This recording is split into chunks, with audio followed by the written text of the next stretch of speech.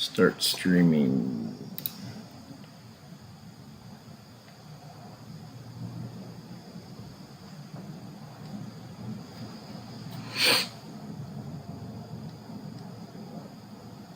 All right, go ahead, Lawrence. You can continue where you left off. I think if when we kind of lost you when we were at when you were in Dusseldorf. Okay.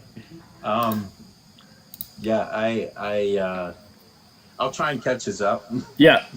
I think in Dusseldorf, I learned the German word for nigger, which was their passion, pronouncing that correctly.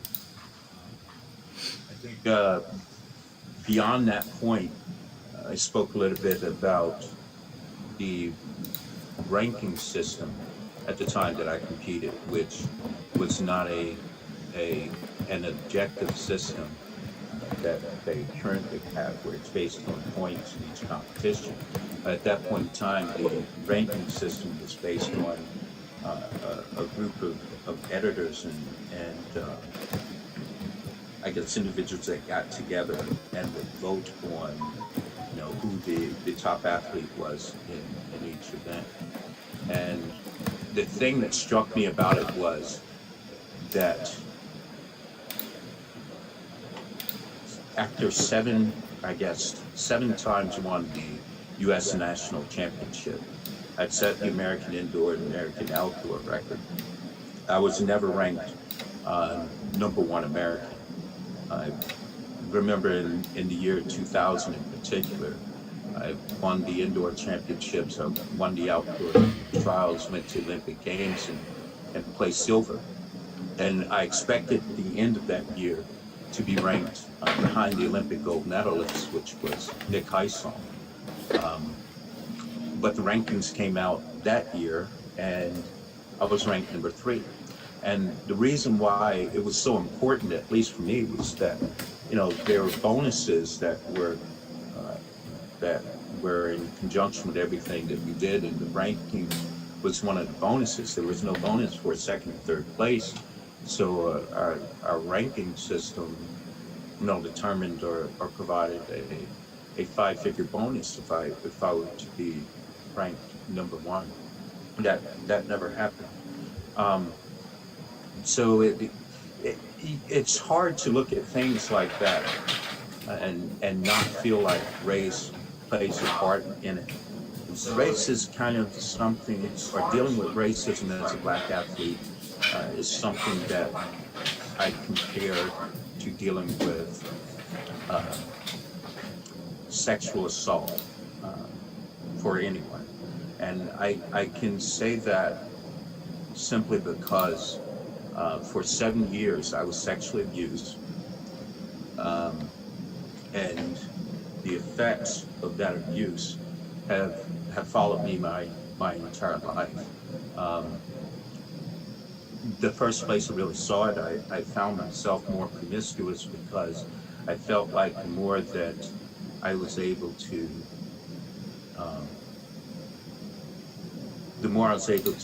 meet with women, the further I could push that away from me.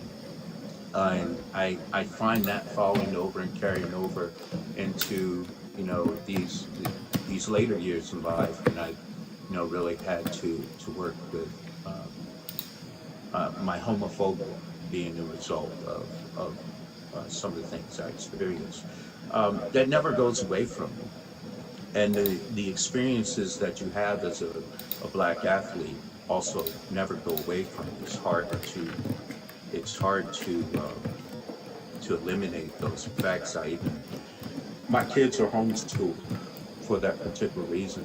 We raised our kids to not see color, to see through those things. And their first interactions with race have always been through their schools. My daughter actually, when we were in South Carolina, went to the same high school at the same time as Dylan Roof, who was the shooter in the South Carolina mass church shooting. My other children, again, first grade, second grade, they found themselves being called nigger and nugget and all these other slanderous terms, to the point that we decided it was best to just bring them out and homeschool them. So race is something that will always, for Black athletes, will always sit there and be in the back of their mind and affect what goes on. I know we've kind of dragged on a little bit. I hope to close before now, but before closing, I do want to share some of my at least my opinion on the latest series of events that have kind of rocked at least the U.S. pole ball scene, and that is the images that were displayed from one of the vault clubs and kind of passed around. And the reason why I wanted to share that is because there's always a lot of debate going back and forth about different images, the uses, and what they're for. I participated in, or one of my classes in college helped me to understand that situation a little bit more. One of the things that we studied on was the Confederate flag. I believe one of the things I learned about it was that it was designated as the flag of white supremacy. I actually have a quote from Wikipedia from 1863. The writer is, and I quote, "The Confederate flag is also known as the stainless banner, and the person behind its design remains a point of contention. On April 23rd, in 1863, the Savannah Morning News editor William Thompson and with his assistant William Postle, a Confederate blockade runner, both published an editorial championing a design that featured the Confederate flag, what he would later refer to as the white man's flag. And he wrote and explained that, and again I quote, "As a people, we are fighting to maintain the heaven-ordained supremacy of the white man over the inferior or colored race." What we saw, while not directly a Confederate flag or exact mirror of the Confederate flag, what we saw was an image of the Punisher, or the skull that you saw over the semblance of a Confederate flag. That Punisher symbol, we move back to Marvel Comics, which is where that Punisher symbol came from. That character basically lost his wife and his children to violent acts from a criminal gang. And the premise of the comic book series was that he was returning or providing vengeance, vigilante justice to those that not only had killed his wife and children, but to anyone committing crimes. And he did so in a way that was so violent, and I guess it was to reinforce the vengeance and justice without having the restrictions that a normal citizen or police force would have. So that was kind of the premise of that whole series. It was adopted recently during the Black Lives Matter, Blue Lives Matter incident. And the thing about it is, the same thing, a very similar image or logo was presented. The difference being, in this logo, you find one half of the skull was blue, and the other half of the skull had stripes of blue and white. The side of the skull that was blue had within it 50 stars. The other side with the blue and white represented the the police force. And between the two, the premise behind that logo was that you could look at it one of two ways. You look at it as a promise of vigilante justice against any police officers or military members slain, or you could look at it as support for those individuals that were slain. But that's a completely different flag or banner than what we saw. What we saw was one that brought in the Confederacy. And the reason why, to me, it wasn't up in the air is because, in particular, as you count the number of stars that were on the banner, it came up with 13 stars, which were the 13 states of the Confederacy. So it reinforces the point of the flag. Now, that being said, that does not, I am no way or judging anyone. I have no idea what is in someone's, what someone understands something to be. I know for myself, I would really have a hard time posting anything in my home or in my business that I didn't have a meaning or understanding for. So, I guess wanted to share a couple of, or at least my opinion on that. I felt like it was necessary. So with that, I will thank you for taking the time, or giving me the time to speak and share with you. I hope that I've been able to give you a little bit more insight in regards to how a Black athlete, the things that a Black athlete may feel and experience in the pole vault. And through that, hope that we may be able to bring more Black athletes into participation. Thank you, Lawrence. Thank you, Lawrence. Excellent job with that. I'm going to now allow for a few questions that have come up. Not a whole lot of questions, a lot of listening, and I think that's what the main intent of tonight's presentation was, to be able to listen to some of those tough situations and experiences that you as a Black pole vaulter have had to experience during your career, your life. And one of the goals of tonight's presentation is to hopefully shine a light on those experiences so that other Black athletes and all athletes don't have to go through those types of experiences that you did. I'm going to, I also have Megan Clark and Kristen Brown, like I mentioned in the opening, two U.S. female Black pole vaulters in this Zoom call. And I'm going to give them an opportunity to, if they're interested, to maybe speak on some of the same things that you did, or maybe offer a little bit of their perspective there from their experiences as Black athletes as well. Megan and Kristen, if you would be interested in sharing, that would be great.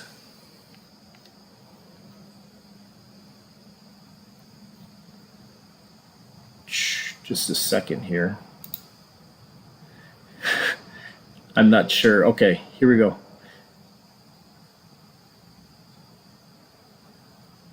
Moving over here. All right, Megan, are you interested in speaking a little bit on that?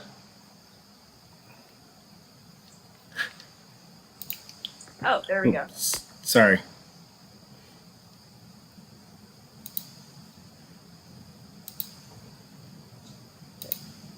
Can you hear me now? Yes, we can hear you now. Thank you. Perfect. For those of you guys who are watching this, you can see both me and KV. One of the things that happens the most often with us is people confuse us. And it may not seem like it's a racism thing, but there are only two Black pole vaulters. And people assume there are one. So we'll show up to meets and someone will tell me about how I jumped at the Mountain West Conference Championship in 2000 and some year I wasn't even competing, and especially not in that conference. And it seems like everywhere we go, people are very surprised that we're vaulters when we tell them that, and their reaction's not always great. So I've had people tell me, like, that's great, I'm so glad to see representation in Black vaulters, and then I've also had people tell me that this is the only event they have left, which is crazy to me. I've had reporters try to trick me into saying that I'm good at pole vault because genetically I'm inclined to be that way.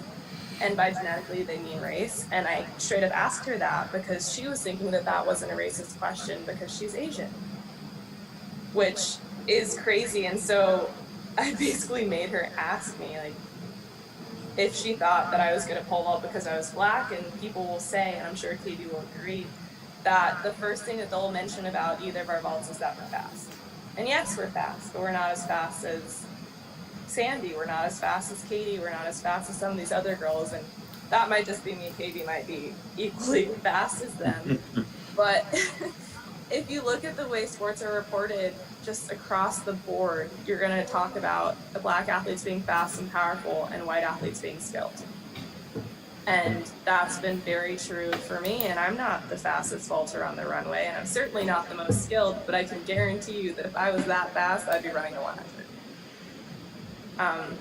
And KB can probably speak more to that, but there is a lot more that goes into being a Black vaulter than people realize, and it's not a cakewalk.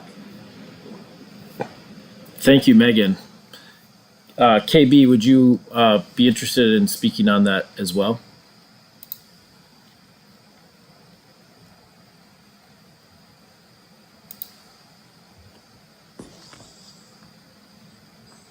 KB, you're muted. Can you hear me now? Yes. Awesome. All right. Yeah, but like Megan was saying, the amount of times that people confuse us, at first it was like, okay, haha, it's a little funny, but it gets to the point where it's like, we are two completely different vaulters, and I know we're the only two vaulters, but we are very different, and it's just like at a certain point you just have to take a step back and wonder, like, why is that happening? And for me, I didn't start really pole vaulting until I got to college, and one of the reasons that I didn't really do it was when I was younger, my mom had sent me to a pole vault camp because my high school wanted me to just kind of learn and score some points for the team, so she sent me to a camp. And I just remember that when I showed up, I was the only Black girl there, and the girls basically were pretty awful. Just where it was like, why are you here? You know, you guys have so many other events, so like, why do you need to come do this? And I was just like taken aback of just like, wait, just because of how I look means I can't come learn how to pole vault? And honestly, that kind of affected me for a long time. And so I didn't really do it until I got to college because I had someone who wanted to take the time to teach me, and they didn't care about any of the other things involved. And they knew with my gymnastics background that I could potentially be good. And it ended up working out really well. But I mean, that just so young to just see how cruel people can be, I think it really did play a big role in why I never was interested in the pole vault, because it just was just so weird to me, and I just was like, I'll just be a sprinter, I'll hurdle, I'll long jump, all this other stuff is like what I'm good at, it's fine. But I love the pole vault community, I love the people that I've met, I love the people that I get to train with, all my coaches and everything like that. They've been so supportive, but like Megan said, it's not always the easiest when you show up to a U.S. national event and you're trying to for an event, and they're telling you pole vaulter, the long jump starts at 2 p.m. And you have to convince them, like, no, I am a pole vaulter. And they're like, no, I know you mean the long jump. Yeah, or you're carrying poles and they ask you who you're there with. It's just like, some stuff is just like very frustrating, but again, I'm surrounded by a bunch of loving people in this community, so I can't really complain about that. Thank you, KB. I have a question here that goes with, comes in and says, for Megan, Lawrence, and Kristen, what and Keegan, we also have Keegan in the Zoom call as well, another black male pole vaulter. What is the most important thing that you think coaches must understand to be successful when working with black athletes / pole vaulters? And whoever feels comfortable taking that on first, that'd be great. I think I would say, it'd be kind of hard to sum it up into one thing, but I would say that more understanding for the perspective of a black athlete, the things that they deal with, both financially as well as through, the difference in race. I think that will help to ensure that some of the environments that they're put into, whether it has more supervision or whether things are structured in a way that does not allow for as much opportunity for, for slander. I think it's about just creating an inclusive environment, creating an environment where everyone feels comfortable and everybody's on the same team. And like I said, I think yesterday, it's just about having that spirit of pole there where we're all there to help each other and we're all in it together. And I think in that sort of environment, you don't get the sort of behavior KB was talking about. People don't feel comfortable being the mean person in an environment of friendly people that are being welcoming. Perfect. And that kind of came up in a conversation yesterday that Megan and Lawrence and I had in prep for this as well, is that idea of really having empathy, and especially the empathy for our young vaulters as they enter into our sport.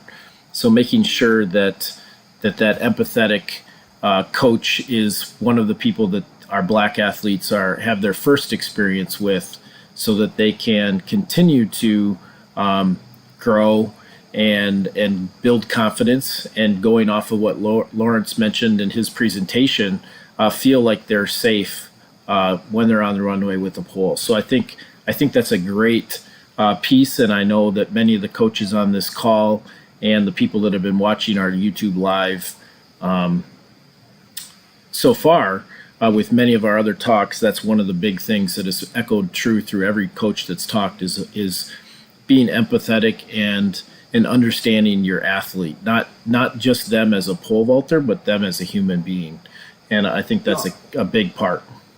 I would like to come back to that. It kind of tags on something that Megan said as well, in a sense that, as a pole vault coach, you can't look at every black athlete and expect or assume that their skill is speed coming into this.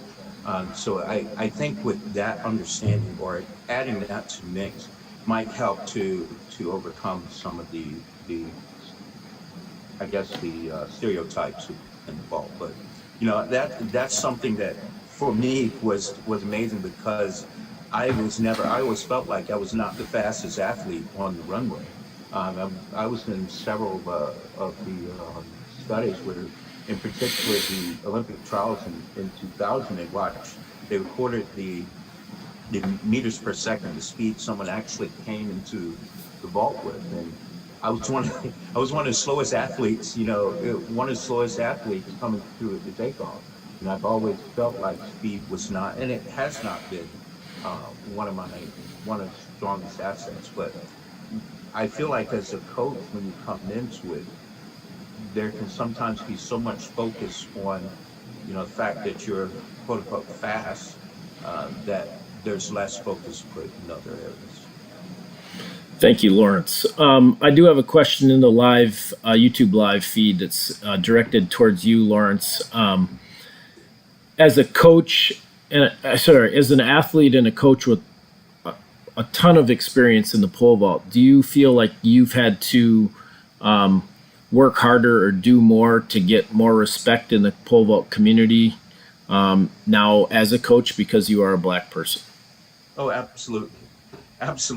That goes, oh my gosh, great question. I remember starting coaching. I started actually was able to start at the University of South Carolina. And I remember recruiting my first athlete and speaking to his parents. And his parents directly told me, like, okay, so you're a great vaulter, but that doesn't mean you can coach, And then I guess we spent a few years with that, and it was like, well, you're a great coach, but you can't develop anyone. You motivate them, you can't develop anyone. And then I feel like I surpassed that, and then it became, well, you are unable to coach other events.